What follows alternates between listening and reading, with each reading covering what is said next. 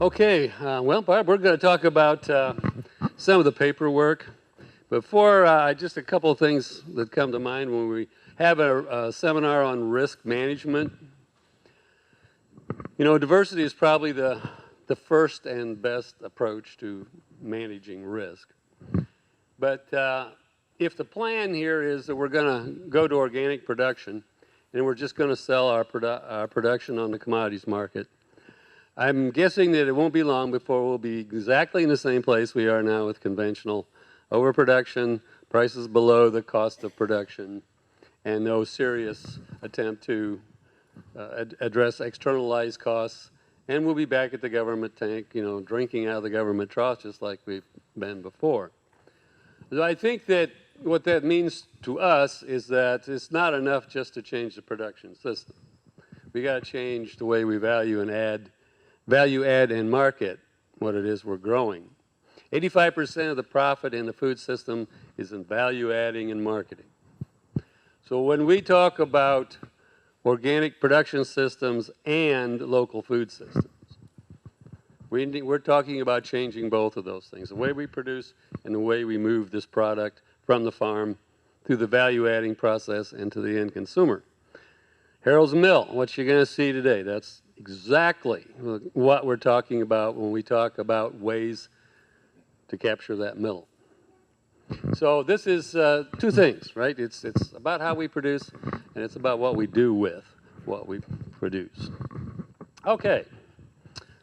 Some paperwork. You know, all life would stop immediately if it weren't for paperwork, right? And this is some examples of what paperwork we use as we move grain and some of the various issues that you need to talk about. So Barb, this is a sample of purchase contract of yours. Yes. So, so just to tell you a little bit about how I operate as a broker, merchandiser, whatever you want to call me, I prefer to be called a marketer. I make relationships with you as the farmer, and I make relationships with people like Wyatt at Clarkson Grain and other facilities that want to buy your grains. And the way that I do that is to find out what you've grown and how much you want to get for that, whether that's realistic or not at that point in time. And then I try to help you, guide you to a timely way to sell your grains. And so if you and I agree on a price, and I go out there and look in the marketplace, I'm going to go look for places to place your grains. And if we do decide on a price and a time period, then I would send you what's called a purchase order. A lot of farmers don't pay attention to the purchase orders, but there's a lot of details on the purchase order that's really important for you to get maximum dollars for your grain, whether it's corn or soybeans or whatever. Because corn is typically sold as a number 2 if it's in the feed, for feed. Oh, let me back up. I am strictly an organic trader. I don't trade any conventional grains except for one dairy farm in New Mexico. So I am really in the organics world all day, every day.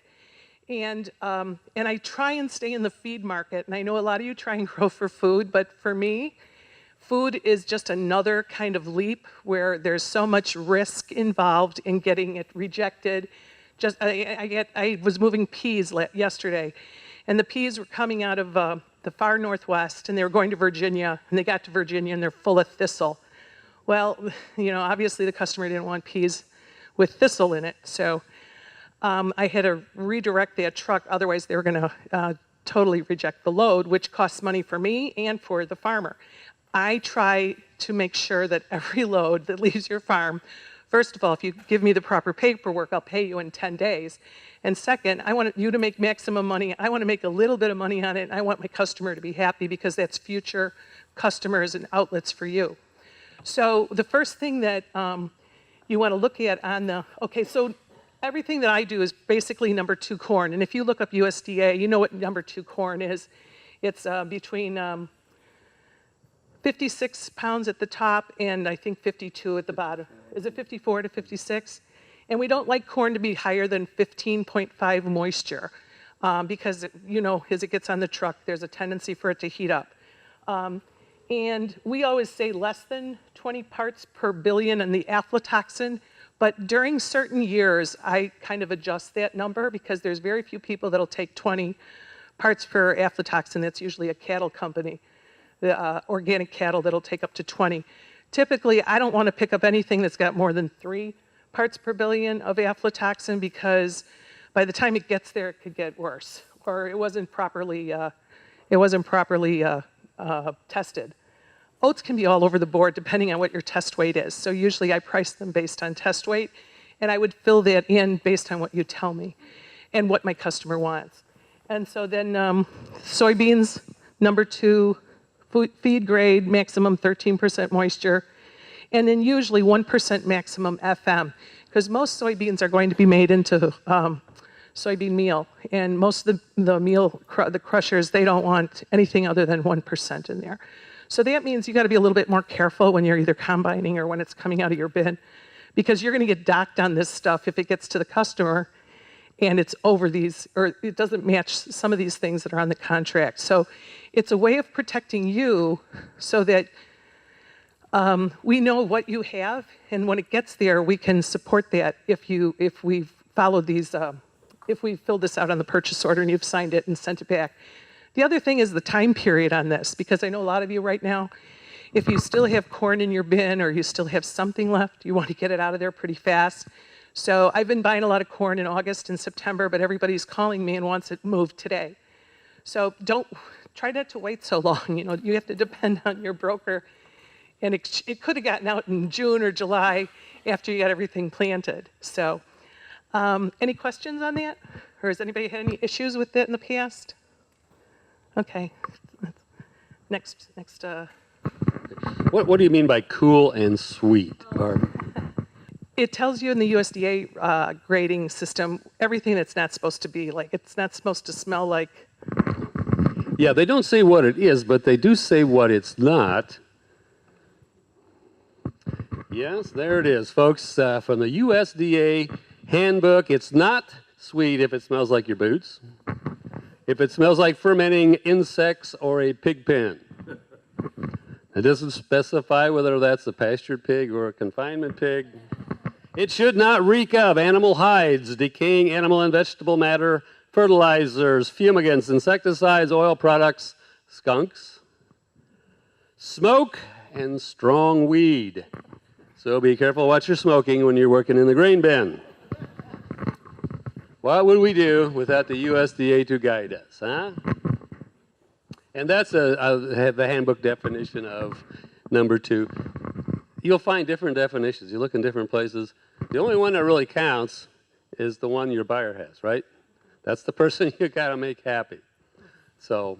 Oh, here, I want to say something. Yeah. So, for instance, I've sold soybeans and maybe some corn to Clarkson Grain for people, and Clarkson Grain might have a different spec on either soybeans or corn that they'll deliver in. So if you don't know what that spec is, I will find out for you, and I will put it on the purchase order if you and I decide to sell your corn or beans to Clarkson Grain. Or another thing that's happened to me is if I get somebody that's called me and they're really in Clarkson Grain's backyard, I'm not going to step in the middle of that. I'm going to tell you, look, you can get X amount of dollars at Clarkson Grain if you go direct. If you want me to handle it, then I'm going to have to put a margin on there, and I'll arrange the truck for you. But I try and find out what's your local, whatever is local and what they're buying at the time that you want to sell your grains, I will find out for you. I usually know anyway what's happening. And then I will direct you and say, well, you can get this here, you can get this here, or if we go out of state, we might be able to do a little bit better. So just so you know that. Okay, so paperwork. I sell Barb a load of my corn. I get the purchase order. What else do I have to have? Well, obviously, the first thing before this buyer is going to commit to this, they want to make sure you do have, in fact, have a certification. So there's an example of one kind of certification paperwork. And probably what's important, other than your name is on it, is that little statement in the upper left called the scope of operations or scope of certification. Now, I can certify my cows and have it and say I'm organic, but if I didn't certify my corn and she's buying my corn, I might be organic, but that's invalidated the sale. So that's one. The newer forms, and this is EcoCert, actually lists exactly specifically what it is. It lists our organic certification as of corn, pasture land, wheat, oats, and we've got probably 2 or 3 more pages of vegetable crops, which are also listed item by item on the certification. So establishing that, and you want me to send that to you, right? You don't want me to send that off with the trucker. No. Right, because that needs to go directly to you before we load the truck and go through all this agony. So if I want to buy your grain and we agreed on a price, then what I'm going to ask you to do is send me your organic certificate and the addendum. It's really important if you're growing crops or grains that I have that addendum. Personally, I don't care if you're growing hogs or cattle, because I'm not going to be buying hogs or cattle from you. But it's important that I have that in the house. Now, typically, if I've been doing business with you, we have somebody in our office that calls someone once a year just to update it, because there have been really very, very few people that have lost their organic certificate, and that certificate is good until it's taken away. And I think that's pretty common for all the certifiers across the United States. And most of the certifiers, if there's an issue, we're All-Star Trading we're certified as handlers. So what happens is we have to keep on file every farmer's certificate and their addendum annually if we've had a trade with them. And then we get audited once a year by MOSA comes in and they check every contract. So we have to keep all these contracts together with the purchase order, the contract, the BOL, and anything that has to do with that transaction. Even the trucking bill has to be on there. And that's how we make sure that everything from start to finish is on there. And really, one of the most important things on the BOL is the clean truck affidavit. So if I'm sending a truck to your farm to pick up a load of corn, I'm depending on you to make sure that that truck is clean. And I've had many situations where the farmer calls me and says, hey, this truck's got DDGs in it, there's dust all over it, and what are we gonna do about this bar? Well, on every load sheet that I send to my haulers, and I work with a lot of haulers, and it's not the dispatchers, it's the individual drivers. They wanna take a shortcut. And if you ever load grain, always make sure that your truck is clean, because that is the first thing that the customer is going to look at when they get your corn. Or I've had this happen on a rail car. I bought a rail car of organic corn from Synopta, and it arrived and they tested it hot for GMO. Well, the rail car probably had DDGs in it, and then they loaded organic corn in it. Well, Synopta was like, there's no way, we're not taking it back. I'm like, yeah, they've tested it 5 times. And do you want to see all the strips from the GMO? Well, they took it back. They had to send another one. So a lot of these grain trucks, I like to work with people that only have, that are doing mostly organic grains, because then I know that the truck is clean. But don't ever load a dirty truck, because it's only going to cost you money in the end, because it's your product. Yeah, so this is what I'm going to send with the truck. And first is the bill of lading. This is one example of one. It's kind of an old and outdated one. Lists who I am and my certification number, as well as farm name and address, to whom, and then the commodity, the crop year that it was grown, the quantity, unit of measurement, bushels, and then a lot number. Now, I don't know, we all got our different ways of writing lot numbers. I don't think there's a right way necessarily and a wrong way. This is what ours look like. We identify their first PF as Prairie Earth Farm. The transaction date, in this case 04/12/15, April 12, 2015, is when that that load was loaded up. The designation as to where it was grown on the farm, J40, is either a field or a farm designation, whatever the case may be. And the last number is the year in which that crop was grown. So here we're selling 2014 corn on April 12th of 2015.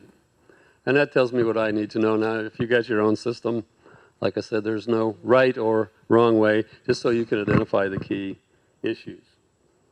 Lots to talk about this particular form right here. Make sure that that gets included, because that is the certification that says, and hopefully it also says You actually looked in the truck? Because guys are in a hurry sometimes. Yeah, it's clean. Okay, I'm out of here. So you looked in the truck. How it was cleaned is important. A truck number or license or whatever. You need to fill out the part that asks for the name of the certified operations, what crop it is, and again, the lot number of that crop. And then the trucker would fill out the remainder of that sheet. And the last thing that we're going to make sure the trucker has is some evidence of the weight. Now, sometimes, of course, I'm going to an elevator. If I'm hauling it down to Clarkson, I know they're going to weigh it down there. If it's going to a feed mill somewhere or a farm, I don't know if they've got a scale handy. So in any case, it's a little bit nerve-wracking to send a truckload of something off and not know how much is in it. So we will use the local elevator if they're open while we're loading. Preferably, we have a CAT scale at a truck stop about 5 miles from the farm. And I like to use that. And then I've got a good authentic record there showing that in this case we had 918 bushels of corn. If you weigh it on the other end, it should be pretty close. If there's a big discrepancy, that's a problem. If the guy unloads it and doesn't weigh it and you didn't weigh it, I don't know what you do. Right? I'll tell you what you do. Okay. You have a problem, right? Exactly. So those are the things that we send copies of with the trucker. And of course, we make sure that we have a copy too. And if Barb calls me up and says, hey, well, we didn't get something, I can quickly scan and send her a copy of that. Okay, I think it's really the farmer's responsibility to make sure he knows what is in that truck when it leaves his farm. I have a lot of farmers that I know you're really busy or the elevator is closed or whatever, but I encourage every farmer to either follow that truck to the local scale, because what I will do is I will make sure that that truck scales at a place that is close to you, or I'll have him call you and you tell him where to go get scaled within a few miles of your farm. It doesn't matter if the elevator is open, they all have windows, you can take a picture of it with your phone. I will accept that. I will accept it written in. But you have to know what's in the truck when it leaves your farm. I think that's like a golden rule. So, and according to grain rules, I will pay you based on origination weights. So if the truck comes to you, you get a scale ticket and it has to go 400 or 500 miles, you don't know if that truck's gonna fill up with gas again, and you're gonna get short, or it's gonna go there empty of gas, and now you're shorted bushels. So the way to do this is to make sure you get a weight ticket, no matter what happens, or send somebody with the truck. But if you ask the trucker to send it to you, he won't.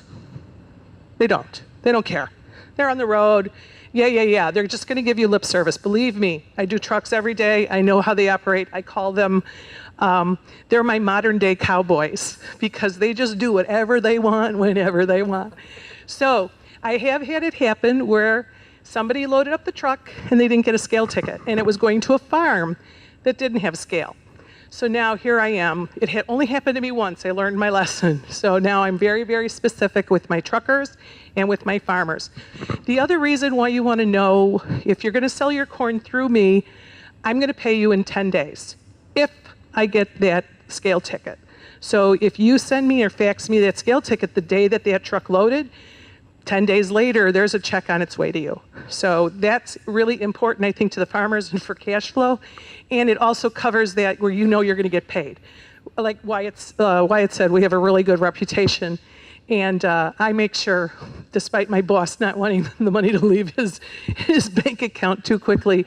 And if you're a new farmer dealing with me for the first time, I expedite that, because I want you to feel comfortable and confident that I'm going to do everything I said I was, and I'm going to make sure you get paid.